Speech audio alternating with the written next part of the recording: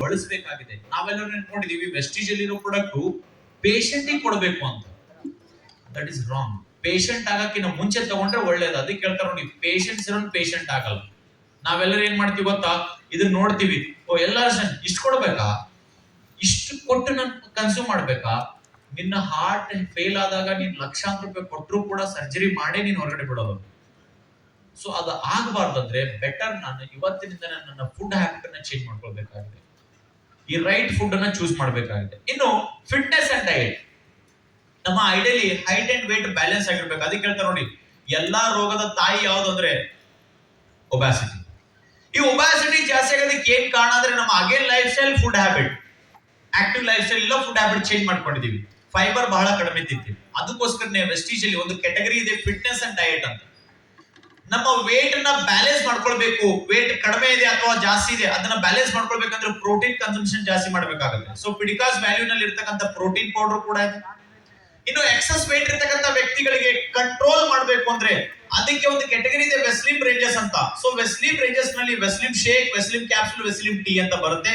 Energy drink ಕೂಡ ಬರುತ್ತೆ. ಅದರಲ್ಲಿ ಫ್ಲೇವರ್ಸ್ ಕೂಡ ಇದೆ. ಈ 4-5 ಪ್ರಾಡಕ್ಟ್ಸ್ ಗಳು ನಿಮ್ಮ ವೇಟ್ ಬ್ಯಾಲೆನ್ಸ್ ಮಾಡೋದಕ್ಕೆ ಸಹಾಯ ಮಾಡುತ್ತೆ. ಸೊ ಅದಕ್ಕೆ ಹೇಳ್ತಾರೆ ನೋಡಿ, ನಮ್ಮ BMI ಯಾವಾಗಲೂ ಕೂಡ ಜಾಸ್ತಿ ಆಗಬಾರ್ದು ಅಥವಾ ಅಂಡರ್ ವೇಟ್ ಅಲ್ಲೂ ಕೂಡ ಬರಬಾರ್ದು. ಸೊ ಬ್ಯಾಲೆನ್ಸ್ ಆಗಿರ್ಬೇಕು ಅಂದ್ರೆ ಈ ಒಂದು ಕ್ಯಾಟಗರಿನ ನೀವು ಫಾಲೋ ಮಾಡಬಹುದು. ಇದು ಬಹಳ ಬ್ಯೂಟಿಫುಲ್ ರಿಸಲ್ಟ್ ಇರತಕ್ಕಂಥದ್ದು, ಮತ್ತೆ ಅಡಿಕ್ಟ್ ಆಗಲ್ಲ. ಆ ಕಂಪನಿ ಹೆಸರುಗಳಲ್ಲ, ನೀವು ಆಲ್ರೆಡಿ ಮಾರ್ಕೆಟ್ ಅಲ್ಲಿ ನೋಡ್ತಾ ಇದ್ದೀರಾ. ಆ ಕಂಪನಿ ಪ್ರಾಡಕ್ಟ್ ತಗೊಳ್ತೀರಾ, ಶೇಕ್ ಅನ್ನು ಕುಡಿತೀರಾ, ನಿಮ್ಮ ಐಡಲ್ ವೇಟ್ ಕಡಿಮೆ ಆಗುತ್ತೆ. ಬಿಟ್ಟಿದ ತಕ್ಷಣ ಮತ್ತೆ ಬೌನ್ಸ್ ಬ್ಯಾಕ್ ಆಗುತ್ತೆ. ಬಿಡಕ್ಕಿಲ್ಲ. ಕೆಲವರು IC ವರೆಗೂ ಕೂಡ ಹೋಗಿದ್ದಾರೆ. ಬಟ್ ಒನ್ ಥಿಂಗ್ ನಾವು ಹೇಳ್ಬೋದು, ಈ ಪ್ರಾಡಕ್ಟ್ ನಿಮ್ಗೆ ಅಡಿಕ್ಟ್ ಆಗಕ್ ಬಿಡಲ್ಲ ಒಂದು. ಮತ್ತೆ ನಾವು ಅನ್ಕೊಂಡಂಗೆ ಅಲ್ಲಿ ನಿಮ್ಗೆ ಚಾಲೆಂಜ್ ಮಾಡ್ತಾರ ಅವರು, ಇಷ್ಟು ತಿಂಗಳಲ್ಲಿ ಅಂದ್ರೆ 1 ತಿಂಗಳಲ್ಲಿ 25 kg ಲಾಸ್ ಮಾಡ್ತೀವಿ ಅಂತ. ನೋಡಿ, ನ್ಯಾಚುರಲ್ ಆಗಿ ಯಾವಾಗ್ಲೂ ಕೂಡ ವೇಟ್ ಲಾಸ್ ಆಗ್ಬೇಕು. ಆರ್ಟಿಫಿಷಿಯಲಿ ನಾವು ಮಾಡಬಾರ್ದು. ನಮ್ಮ ಬಾಡಿ, ನಮ್ಮ ಸಿಸ್ಟಮ್ ಮೇಲೆ ಯಾವುದೇ ಕಾರಣಕ್ಕೂ ನಾವು ಫೋರ್ಸ್ಫುಲಿ ಅದನ್ನ ಕಂಟ್ರೋಲ್ ಮಾಡಕ್ ಹೋಗ್ಬಾರ್ದು. ಅದಕ್ಕೆ ಹೇಳ್ತಾರೆ ನೋಡಿ, ನೇಚರ್ ನೀವೇನಾದ್ರೂ ಕಂಟ್ರೋಲ್ ಮಾಡಬಾರ್ದಂತೆ, ಫಾಲೋ ಮಾಡ್ಬೇಕಂತೆ. ನಾವು ನೇಚರ್ ನ ಕಂಟ್ರೋಲ್ ಮಾಡಕ್ ಹೋದ್ವಿ, ಡೆಫಿನೆಟ್ಲಿ ನೀವು ಅದಕ್ಕೆ ಬೆಲೆ ತರಬೇಕಾಗತ್ತೆ. ಸೇಮ್ ನಡೀತಾ ಇರೋದು ಇವತ್ತು. ನಾವು ಯಾವಾಗಲೂ ಕೂಡ ಸ್ಲೋ ಆಗಿ ವೇಟ್ ಲಾಸ್ ಆಗೋದು ತುಂಬಾ ಒಳ್ಳೆಯದು. ಸೊ ವೆಸ್ಟೀಜ್ ಪ್ರಾಡಕ್ಟ್ ಅಲ್ಲಿ ಯಾವುದೇ ತರದ ಸ್ಟಿರಾಯ್ಡ್ಸ್ ಗಳಿಲ್ಲ, ಆರ್ಟಿಫಿಷಿಯಲ್ ಯಾವ ಇಂಗ್ರೀಡಿಯೆಂಟ್ಸ್ ಗಳಿಲ್ಲ. ಇದರಲ್ಲಿ ಇರೋದು ಗಾರ್ಸಿನಿಯಾ ಅಂತ ಒಂದು ಫ್ರೂಟ್. ಈ ಫ್ರೂಟ್ ಏನ್ ಮಾಡುತ್ತೆ, ನಿಮ್ಮ ಅಪೆಟೈಟ್ ಅನ್ನ ಸಪ್ರೆಸ್ ಮಾಡುತ್ತೆ, ಕ್ಯಾಲರೀಸ್ ನ ವೇಗವಾಗಿ ಬರ್ನ್ ಮಾಡುತ್ತೆ, ಮೆಟಾಬಾಲಿಸಮ್ ನ ಇಂಪ್ರೂವ್ಮೆಂಟ್ ಮಾಡುತ್ತೆ. ಸೊ ದಟ್ ನಿಮ್ಮ ವೇಟ್ ಐಡಿಯಲಿ ನ್ಯಾಚುರಲ್ ಆಗಿ ಲಾಸ್ ಆಗೋದಕ್ಕೆ ಹೆಲ್ಪ್ ಆಗುತ್ತೆ. ಇನ್ನೊಂದು ಬಿಟ್ರೆ ನಮ್ಮಲ್ಲಿ ಜಾಯಿಂಟ್ಸ್ ಅಂಡ್ ಬೋನ್ ಅಲ್ಲಿ 30-40 ಪ್ಲಸ್ ಆಗ್ತಾ ಬಂದಂಗೆ ಜಾಯಿಂಟ್ ಸಮಸ್ಯೆ ಬರುತ್ತೆ. ಯಾಕೆ ಜಾಯಿಂಟ್ ಸಮಸ್ಯೆ ಬರುತ್ತೆ ಅಂದ್ರೆ, ಈ 2 ಬೋನ್ಗಳ ಮಧ್ಯದಲ್ಲಿ ಈ ಜಾಯಿಂಟ್ ಏನಿರುತ್ತೆ ಇದರಲ್ಲಿ ಲ್ಯೂಬ್ರಿಕೇಶನ್ ಇರುತ್ತೆ. ಆ ಲ್ಯೂಬ್ರಿಕೇಶನ್ ಡ್ರೈ ಆಗ್ತಾ ಬರುತ್ತೆ, ಕಾರ್ಟಿಲೇಜ್ ಫಾರ್ಮೇಶನ್ ಕೂಡ ಡ್ರೈ ಆಗ್ತಾ ಬರುತ್ತೆ. ಅದನ್ನ ಮತ್ತೆ ರಿಪೇರ್ ಮಾಡಬೇಕು ಅಂದ್ರೆ ಈ ಪ್ರಾಡಕ್ಟ್ಸ್ ಗಳು ತುಂಬಾ ಹೆಲ್ಪ್ ಆಗ್ತದೆ. ಅದರಲ್ಲಿ ಕ್ಯಾಲ್ಸಿಯಂ ಇದೆ, ಗ್ಲೂಕೋಸಮೈನ್ ಇದೆ, ಅಥವಾ ಕೊಲಾಜನ್ ಅಂತ. ಈ 3 ಪ್ರಾಡಕ್ಟ್ಸ್ ಗಳು ಕೂಡ ನಿಮ್ಮ ಜಾಯಿಂಟ್ ಸ್ಟಿಫ್ ಆದ್ರೂ ಕೂಡ ತುಂಬಾ ಮೂವ್ಮೆಂಟ್ ಆಗೋದಕ್ಕೆ ಹೆಲ್ಪ್ ಆಗುತ್ತೆ. ಇನ್ನು ಗ್ಲೈಸಿಮಿಯಾ ಪ್ರಾಬ್ಲಮ್ ಅಥವಾ ಸಕ್ಕರೆ ಕಾಯಿಲೆ ಅನ್ನೋದು ಜಗತ್ತಿನಲ್ಲಿ ದೊಡ್ಡ ಸಮಸ್ಯೆ ಆಗೋಗಿದೆ. ಇವನ್ ನಮ್ಮ ದೇಶದಲ್ಲೂ ಕೂಡ ಆಗ್ತಾ ಇದೆ. ಅದಕ್ಕೆ ಏನ್ ಮಾಡ್ಬೇಕು, ಫಸ್ಟ್ ಪಾಯಿಂಟ್ ಅರ್ಥ ಮಾಡ್ಕೊಳ್ಳಿ. ಗ್ಲೈಸಿಮಿಕ್ ಇಂಡೆಕ್ಸ್ ಜಾಸ್ತಿ ಆಗೋದಕ್ಕೆ ಕಾರಣ ಸೋ ಮೆನಿ ರೀಸನ್ಸ್ ಇದೆ. ಅದು ಫುಡ್ ಹ್ಯಾಬಿಟ್ ಇರ್ಬೋದು, ಲೈಫ್ ಸ್ಟೈಲ್ ಇರ್ಬೋದು, ಅಥವಾ ಬೇರೆ ಬೇರೆ ಕಾರಣಗಳು ಕೂಡ ಇದೆ. ಅದಕ್ಕೆ ನ್ಯಾಚುರಲ್ ಆಗಿ ನಾವು ಮೇಂಟೈನ್ ಮಾಡ್ಕೊಳ್ಬೇಕಂದ್ರೆ ನಮ್ಮಲ್ಲಿ ಒಂದು ಪ್ರಾಡಕ್ಟ್ಸ್ ಇದೆ, ನೀಮ್ ಕ್ಯಾಪ್ಸೂಲ್ ಅಂತ, ಬೇವಿನಿಂದ ಮಾಡಿರೋದು.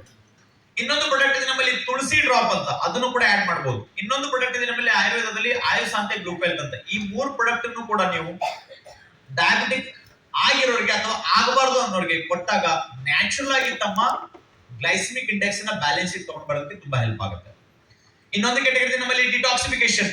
ಯೂಶಲಿ ನೋಡಿ, ನಮ್ಮ ಬಾಡಿ ಔಟರ್ ತುಂಬಾ ಚೆನ್ನಾಗಿ ಇಟ್ಕೊಳ್ತೀವಿ, ನಾವು ತುಂಬಾ ನೀಟಾಗಿ ಇಟ್ಕೊಳ್ತೀವಿ, ಕ್ಲೀನ್ ಆಗಿ ಇಟ್ಕೊಳ್ತೀವಿ. What about inside? ನಮ್ಮ ಒಳಗಡೆ ಇವತ್ತು ಮ್ಯಾಕ್ಸಿಮಮ್ ಜನ ಯಾವುದೇ ಬ್ಯಾಡ್ ಹ್ಯಾಬಿಟ್ ಇಲ್ಲದೆ ಇರೋ ಕ್ಯಾನ್ಸರ್ ಅನುಭವಿಸ್ತಾ ಇದ್ದಾನೆ. ಬ್ಯಾಡ್ ಹ್ಯಾಬಿಟ್ ಇಲ್ಲದೆ ಇರೋರಿಗೆ ಟ್ಯೂಮರ್ ಫಾರ್ಮ್ ಆಗ್ತಾ ಇದೆ, ಬ್ಲಡ್ ಕ್ಯಾನ್ಸರ್ ಆಗ್ತಾ ಇದೆ. ಏನು ಕಾರಣ? ನಾವು ಅನ್ಕೊಂಡಿದೀವಿ ನಾನು ಏನೋ ಅಂತ ಬ್ಯಾಡ್ ಹ್ಯಾಬಿಟ್ ಮಾಡೇ ಇಲ್ಲಲ್ಲ. ರೀಸೆಂಟ್ ಆಗಿ ಮೊನ್ನೆ ನಾನು ನಾರ್ತ್ ಕರ್ನಾಟಕದಲ್ಲಿ ಒಂದು ಘಟನೆ ಕೇಳಿದೀನಿ. ಒಂದು ಫ್ಯಾಮಿಲಿನಲ್ಲಿ 4 ಜನರಿಗೆ ಕ್ಯಾನ್ಸರ್. ಅವ್ರು ಏನ್ ಕೆಲಸ ಮಾಡ್ತಾರೆ ಗೊತ್ತಾ? ಫಾರ್ಮರ್ಸ್ 4 ಜನ ಒಂದೇ ಫ್ಯಾಮಿಲಿನಲ್ಲಿ. ಯಾಕೆಂದ್ರೆ ಸ್ಪ್ರೇ ಮಾಡಿರೋದ್ರಿಂದ ಒಳಗಡೆ ಬ್ಲಡ್ ಒಳಗಡೆ ಹೋಗಿದೆ, ಆಕ್ಸಿಜನ್ ಮೂಲಕ ಲಂಗ್ಸ್ ಮೂಲಕ ಹೋಗಿದೆ. ನಮ್ಗೆ ಗೊತ್ತಿದ್ದೋ ಗೊತ್ತಿಲ್ದೇನೋ ಗಾಳಿ, ನೀರು, ಆಹಾರದಿಂದ ವಿಷಕಾರಿ ಪದಾರ್ಥಗಳು ನಿಮ್ಮ ದೇಹದ ಒಳಗಡೆ ಹೋಗ್ತಾ ಇದೆ. ಅದು ಹೋದಾಗ ಯಾವಾಗ ಗೊತ್ತಾಗ್ತಾ ಇದೆ ಗೊತ್ತಾ? ಇಂಡಿಯಾನಲ್ಲಿ ಒಂದು ಪ್ರಾಬ್ಲಮ್ ಇದೆ. ಜಪಾನ್ ನಲ್ಲಿ, ಬೇರೆ ಬೇರೆ ದೇಶದಲ್ಲಿ ಹೆಂಗಿದೆ ಅಂದ್ರೆ ಡಯಾಗ್ನೋಸ್ ತುಂಬಾ ಫಾಸ್ಟ್ ಆಗಿ ಮಾಡ್ತಾರೆ ಅವರು. ಅಂದ್ರೆ ಅವಾಗ ಚೆಕ್ ಮಾಡ್ಕೊಳ್ತಿರ್ತಾರೆ. ಈಗ ನೋಡಿ, ಇಲ್ಲಿ ಯಾರಾದ್ರೂ ಒಬ್ರು ಎವ್ರಿ 3 to 6 months ಒಂದ್ಸತಿ ಮಿನರಲ್ಸ್ ವೈಟಮಿನ್ ಸ್ಕ್ರೀನಿಂಗ್ ಮಾಡ್ಕೊಳ್ತೀರಾ? ಇಲ್ಲ. ಯಾರಾದ್ರೂ 6 ಮಂತ್ಸ್ ಒಂದ್ಸತಿ ಲಿಪಿಡ್ ಪ್ರೊಫೈಲ್ ಟೆಸ್ಟ್ ಮಾಡ್ತೀರಾ? ಇಲ್ಲ. ಯಾಕೆ ಅಂದ್ರೆ ನಮ್ಮಲ್ಲಿ ಅದು ಹ್ಯಾಬಿಟು ಇಲ್ಲ, ಕಲ್ಚರು ಇಲ್ಲ, ಮಾಡಿದ್ರು ಕೂಡ ನಾವು ಅಷ್ಟು ಮಾಡ್ಕೊಳಕ್ ರೆಡಿನೂ ಇಲ್ಲ. ಯಾಕಂದ್ರೆ ಒಂದು ಕ್ಯಾಲ್ಸಿಯಂ ಬೇಕು ನಮ್ಮ ಬಾಡಿಗೆ, ಅದನ್ನ ತಗೊಂಡ್ರೆ ಇವ್ನು ವಿಚಾರ ಮಾಡ್ತಿರ್ತಾನೆ, ನಾನೇ ತಗೊಳ್ಳಿ, ನನಗೆ ಏನಾದ್ರೂ ಬಂದಾಗ ನಾನು ತಗೊಳ್ತೀನಿ ಅಂತ, ಅದು ಬಂದಾಗ ನೋಡೋಣ ಅಂತ. ಅದಕ್ಕೆ ನೀವು ಬಿಲೀವ್ ಮಾಡಲ್ಲ, ರೈಟ್ ನಾವು ಇಂಡಿಯಾ ಡಯಾಬಿಟಿಕ್ ಹಬ್ ಆಗೋಯ್ತು, ಒಬಾಸಿಟಿ ಹಬ್ ಆಗೋಯ್ತು, ಕ್ಯಾನ್ಸರ್ ಹಬ್ ಆಗಿದೆ. ಕ್ಯಾನ್ಸರ್ ಹಬ್ ಆಗಿದೆ. ಇಮ್ಯಾಜಿನ್ ಮಾಡ್ಕೊಳಕ್ ಆಗ್ತಲ್ಲ, ಏಜ್ ಲಿಮಿಟ್ ಕೂಡ ಇಲ್ಲ, ಯಾರಿಗೆ ಬೇಕಾದ್ರೂ ಕೂಡ ಕ್ಯಾನ್ಸರ್ ಬರ್ತಾ ಇದೆ. ಅದಕ್ಕೆ ಏನ್ ಮಾಡ್ಬೇಕು ನಾವು? ಅದಕ್ಕೆ ಸಿಂಪಲ್, ನಿನ್ನ ಬಾಡಿಯನ್ನ ಡಿಟಾಕ್ಸ್ ಮಾಡ್ಕೊಳ್ಬೇಕು. ಈಗ ಎಕ್ಸಾಂಪಲ್, ನೀವು ಗೋಬಿ ಮಂಚೂರಿ ತಿಂತೀರ, ಅದ್ರೊಳಗಡೆ ಟೇಸ್ಟಿಂಗ್ ಪೌಡರ್ ಇರುತ್ತೆ, ಅಜಿನೋಮೋಟೊ. ಎಕ್ಸಾಂಪಲ್ ಪಾನಿಪುರಿ, ರೀಸೆಂಟ್ ಆಗಿ ನೋಡಿದ್ರಲ್ಲ, ಬ್ಯಾಂಗ್ಳೂರ್ ರಿಸರ್ಚ್ ಮಾಡಿದ್ದಾರೆ, ಪಾನಿಪುರಿ ಒಳಗಡೆ ಯೂರಿಯಾ, ಹಾರ್ಪಿಕ್ ಒಳಗಡೆ ಬಳಸೋ ಕೆಮಿಕಲ್ ಬಳಸ್ತಾ ಇದ್ದಾರೆ ಟೇಸ್ಟ್ಗೋಸ್ಕರ. ಬೇಕರಿ ಐಟಮ್ಸ್ ಅಲ್ಲಿ ಹಿಡನ್ ಸಾಲ್ಟ್, ಹಿಡನ್ ಕೆಮಿಕಲ್ಸ್ ಗಳನ್ನ ಆಡ್ ಮಾಡ್ತಾ ಇದ್ದಾರೆ. ಇದರಿಂದ ಅಡ್ಡ ಪರಿಣಾಮ ಏನಂದ್ರೆ ಕ್ಯಾನ್ಸರ್ ಅಥವಾ ಟ್ಯೂಮರ್ ಕೂಡ ಫಾರ್ಮ್ ಆಗ್ಬಹುದು. ಈಗ ಬಾಡಿನ ಡಿಟಾಕ್ಸ್ ಮಾಡ್ಬೇಕಾದ್ರೆ ಏನ್ ಮಾಡ್ಬೇಕು? ಅದಕ್ಕೊಂದು ಕ್ಯಾಟಗರಿ ಇದೆ ನಮ್ಮಲ್ಲಿ. ಯಾವುದು ಅಂದ್ರೆ ಮೊದಲನೇದಾಗಿ ಫೈಬರ್, ನಿಮ್ಮ ಇಂಟೆಸ್ಟೈನ್, ನಿಮ್ಮ ಸ್ಟಮಕ್ ಡೈಜೆಷನ್ ತುಂಬಾ ನೀಟಾಗಿಡುತ್ತೆ, ಕ್ಲೀನ್ಸ್ ಮಾಡುತ್ತೆ.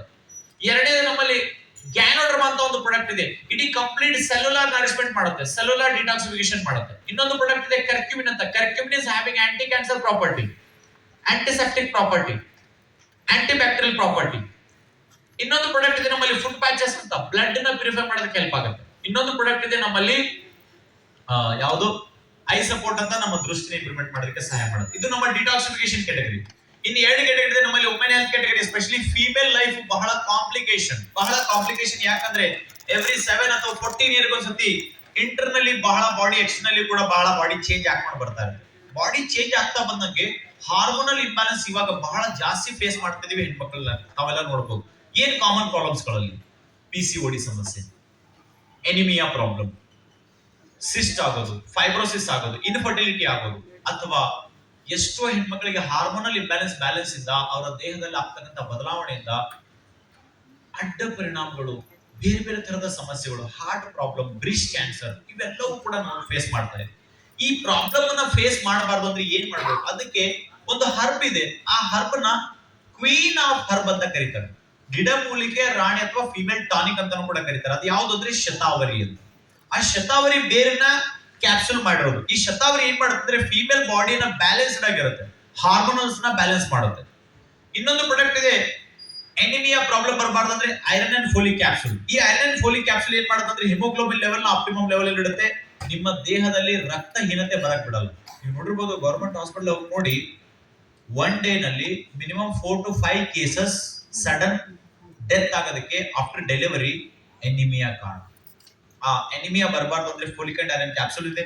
ಇನ್ನು ಯೂರಿನರಿ ಟ್ರ್ಯಾಕ್ ಇನ್ಫೆಕ್ಷನ್ ಒಂದು ಮೋಸ್ಟ್ ಕಾಮನ್ ಪ್ರಾಬ್ಲಮ್ ಫೀಮೇಲ್ಸ್ ಅಲ್ಲಿ. ಯೂರಿನರಿ ಟ್ರ್ಯಾಕ್ ಇನ್ಫೆಕ್ಷನ್ ಆದಾಗ ಬರ್ನಿಂಗ್ ಸೆನ್ಸೇಷನ್ ಆಗುತ್ತೆ, ಜಾಸ್ತಿ ಯೂರಿನ್ ಫ್ಲೋ ಆದಾಗ ವೈಟ್ ಡಿಸ್ಚಾರ್ಜ್, ಎಲ್ಲೋ ಡಿಸ್ಚಾರ್ಜ್ ಕೂಡ ಆಗಂತ ಚಾನ್ಸಸ್ ಇರುತ್ತೆ. ಡಾಕ್ಟರ್ ಹತ್ರ ಹೇಳ್ಬೇಕಂದ್ರೆ ಹೆಸಿಟೇಷನ್ ಕೂಡ ಮಾಡ್ಕೊಳ್ತಿರ್ತಾರೆ. ಸೊ ಅದಕ್ಕೆ ಸೋ ಮೆನಿ ಸ್ಟೆರಾಯ್ಡ್ಸ್ ಗಳನ್ನ ಕನ್ಸ್ಯೂಮ್ ಮಾಡ್ತಿರ್ತಾರೆ. ಅದಕ್ಕೆ ನ್ಯಾಚುರಲ್ ಸೊಲ್ಯೂಷನ್ ನಮ್ಮಲ್ಲಿ ಕ್ರಾನ್ಬೆರಿ ಅನ್ನೋ ಫ್ರೂಟ್ ಇದೆ. ಆ ಕ್ರಾನ್ಬೆರಿ ಫ್ರೂಟ್ ಅನ್ನ ಕನ್ಸ್ಯೂಮ್ ಮಾಡಿದ್ರೆ ಆಟೋಮೆಟಿಕ್ಲಿ ಯೂರಿನರಿ ಟ್ರ್ಯಾಕ್ ಇನ್ಫೆಕ್ಷನ್ ನಾವು ರಿವರ್ಸ್ ಮಾಡಬಹುದು.